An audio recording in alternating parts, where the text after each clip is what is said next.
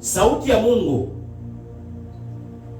ikiwaelekeza Adamu na Eva kwenye Mwanzo sura ya 2 mstari wa 16 na 17, ndiyo iliyowaweka Adamu na Eva katika uwepo wa Mungu kwenye bustani ya Eden.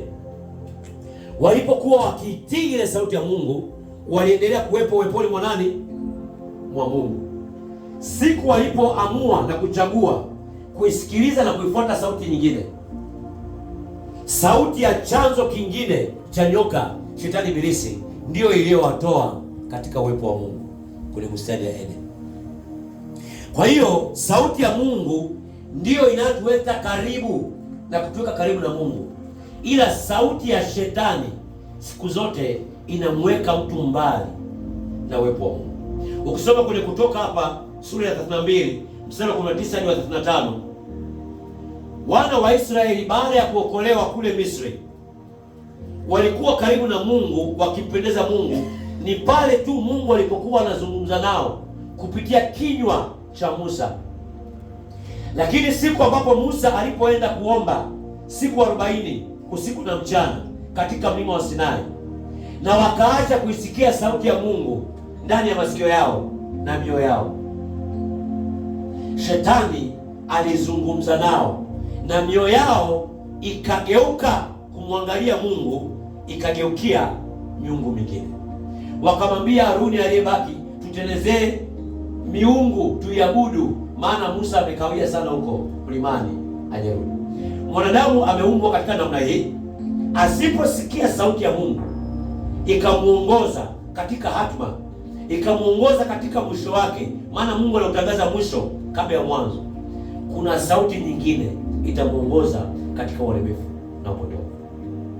Ni aidha sauti yake mwenyewe, maana imeandikwa ategemea akili yake, huyo amelaaniwa. Tunaongozwa kwa sauti ya Mungu ili kwenda kule ambapo Mungu alipokusudia sisi twende. Kwa hiyo sauti ya Mungu siku zote ndiyo inatuweka sisi karibu na Mungu. Kwa hiyo wana wa Israeli, sauti nyingine ilipochukua nafasi katikati yao, mioyo yao ikageuzwa, ikaweza kumwona Mungu ndama. Haruni akamwambia, yeyusheni hizo dhahabu na hereni zenu, niwatengenezee Mungu mtakayemwabudu. Kwa maana wakati huo walikuwa isikii sauti ya Mungu. Musa alikuwa amefunga, yuko mlima Sinai siku 40 usiku na mchana. Nisikilize vizuri, shetani siku zote anajua hawezi akamgusa mtu wala kumharibu, ni mpaka atakapogeuza moyo wake huyo mtu asimtazame Yesu Kristo. Alipohubiri hapa Pastor Kari asubuhi kwa habari ya kumtazama nyoka wa shaba, na Yesu akaja kwenye Yohana sura ya 3 akasema, nyoka wa shaba ndio mimi, yoyote atakayeniangalia atakapoinuliwa pale msalabani hata kufa bali ataona uzima. Anamaanisha hivi, moyo wako wewe au moyo wangu utakapoacha kuiangalia kazi ya msalaba, kama vile wana wa Israeli wale walioacha kuangalia nyoka wa shaba waling'atwa na wale nyoka wadogo na wakafa, ndivyo ilivyo katika maisha yetu ya sasa hivi ya kumwamini. Tukiacha kumtumainia na kumtegemea na kumwona Kristo kwenye kila eneo la maisha yetu, tuta experience mauti, uharibifu na giza. Kwa lugha rahisi, uwepo wa Mungu unapokuwa mbali na mtu anaanza ku experience mauti, uharibifu pamoja na giza. Lakini uwepo wa Mungu unapokuwa na mtu, huyo mtu anaanza kuona uzima, urejesho na nuru kwenye kila eneo la maisha yake. Ukiwa kwenye ndoa, ukiwa kwenye familia, katika utumishi unaofanya, katika namna yote ile unayoishi, siku zote tamani sauti ya Mungu isikauke ndani yako. Kwa maana Biblia inasema neno lako ni taa ya nini? Ya miguu yangu. Yaani maarifa ya Mungu ndiyo yanayoongoza hatua zetu, sio ndani ya miguu yetu, kuna miguu yetu, hapana, ndani ya mioyo yetu. Neno la Mungu ni taa ya miguu yetu.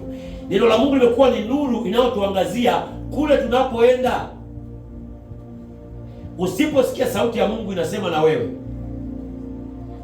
kwa kukutahadharisha yaliyo ya mbele yenye uharibifu na shetani aliyokusudia, ni rahisi sana kuanguka katika shimo na katika uharibifu, hata kama unakuja kanisani na kutoka.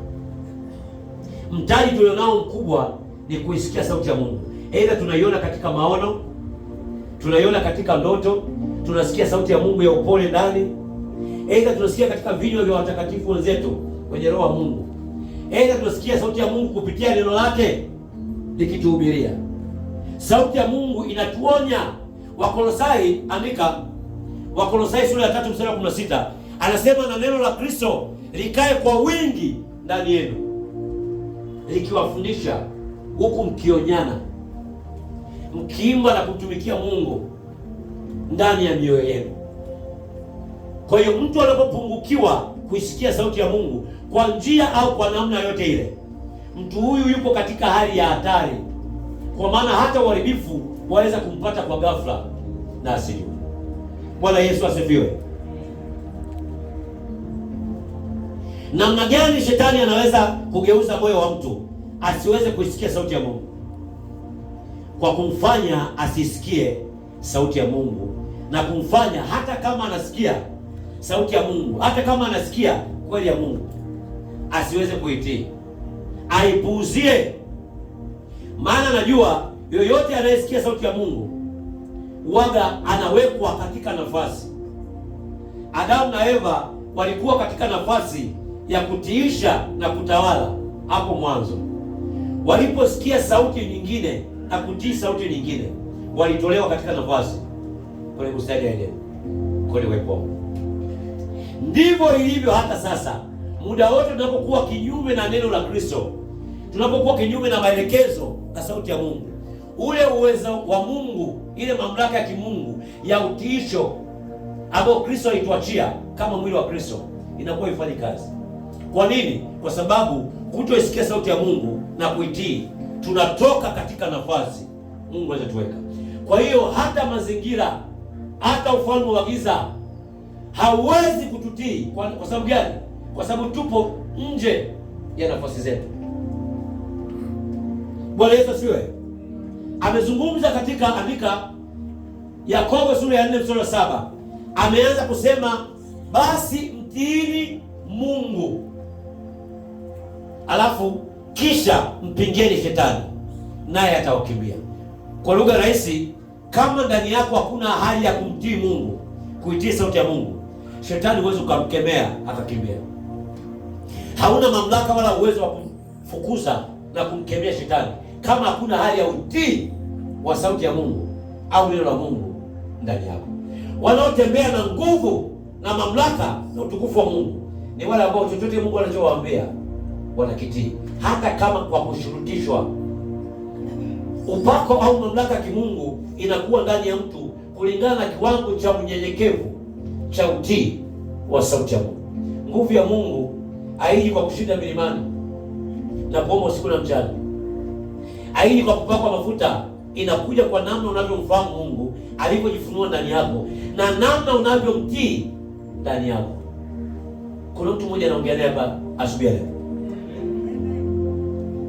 Mithali sura 28 mstari wa 9 anasema, yeye aliyegeuza sikio lake asisikie sheria au asitii sauti ya Mungu, hata sala yake hata maombi yake ni chukizo. Mungu ashughuliki na maombi ya mtu ambaye ndani yake hana utii wa neno la Mungu wala sauti ya Mungu. Tutafunga Januari tu Disemba, lakini kama hakuna utii wa sauti ya Mungu ndani yako, kama tufanyi sawa sawa na Mungu anavyotuelekeza, hakuna kitu kipya kitatokea kwenye maisha yetu. Wengi leo wanatamani kubarikiwa, wanatamani kuinuliwa kiuchumi, kifedha. Muulize huyo mtu anatii sauti ya Mungu kwa habari ya kumtolea Mungu? Muulize huyo mtu ni mwaminifu, amekuwa sehemu ya nguzo ya uchumi ya kanisa, anashiriki katika kuitangaza Injili. Wako ambao wakina sisi tunaoitangaza Injili kupitia microphone madhabahu, ila kuna mtu mmoja anatangaza Injili kupitia fedha yake. Itanunua microphone, itanunua speaker, itaweka bando za wifi. Itafanya kitu ambacho itakuwa ni sababu ya Mungu kusikika kwa watu huko wanaosikika, hata kuwategemeza watumishi wa Mungu na kuitegemeza kanisa kwa fedha zako. Ni sehemu ya wewe kuhubiri Injili, kama vile akina Suzana, akina Joana, akina Nikodemo yule mwalimu wa Kifarisayo, akina Yusufu Arimathaya, wakina Mary Magdalena.